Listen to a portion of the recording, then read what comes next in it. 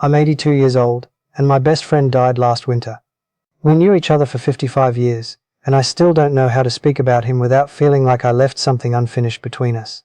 I'm not telling this because I need forgiveness. He's gone. I'm telling it because there isn't much time left for me either, and this is the truth I carry around now. Most mornings are quiet, too quiet. I make coffee for one, sit at the same table and look at a phone that doesn't ring much anymore. That's when he comes to mind. Not dramatically, just suddenly.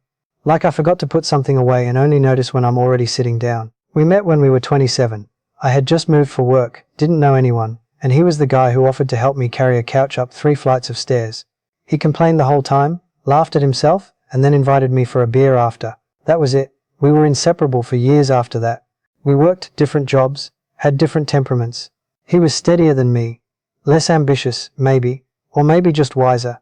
I was always chasing something, raises, promotions, approval. He showed up, he remembered birthdays, he stayed. Back then everything felt reasonable. The choices I made weren't stupid, they made sense in the moment. I was building a life, a family, a career. I thought that was what you were supposed to do. He understood. At least I think he did. We talked every week at first, then every couple of weeks. Then it became birthdays, holidays, quick calls that started with, "I've only got a minute." I always meant to call back when things slowed down. They never really did. He came to my kids' school plays. I missed his retirement party because of a deadline. He joked about it later, said he knew I'd be buried in paperwork. I laughed. I didn't hear the pause underneath it. Years passed like that. Nothing dramatic. No big fights. Just small delays stacking on top of each other. Calls not returned. Dinners rescheduled. A growing sense that there would always be time later.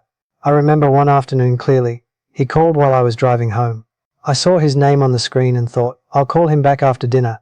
I didn't. I forgot. By the time I remembered, it felt awkward to explain why it had taken 3 days.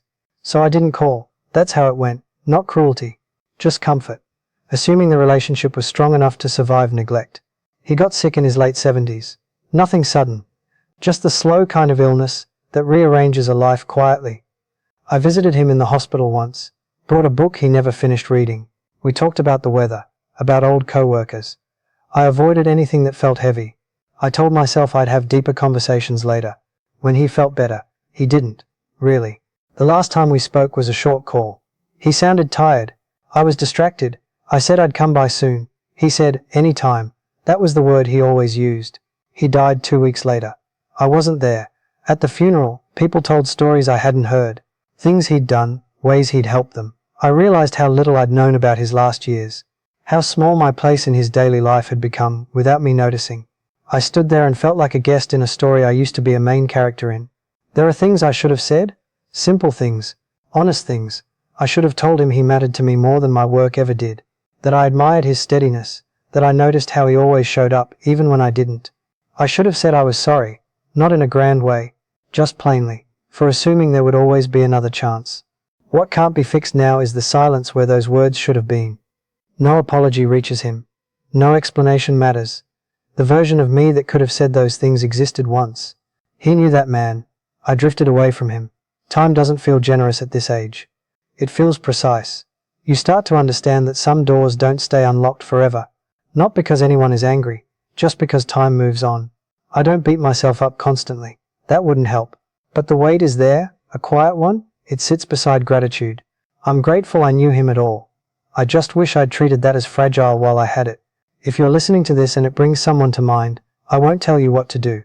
I only know what I learned too late. Relationships don't usually end with explosions. They end with postponements. I thought being busy meant being important. I thought reliability could wait.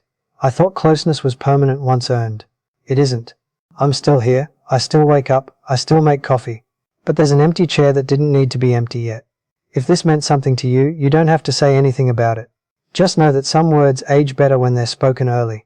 I'm 82. I don't have many people left who remember the man I was at 27.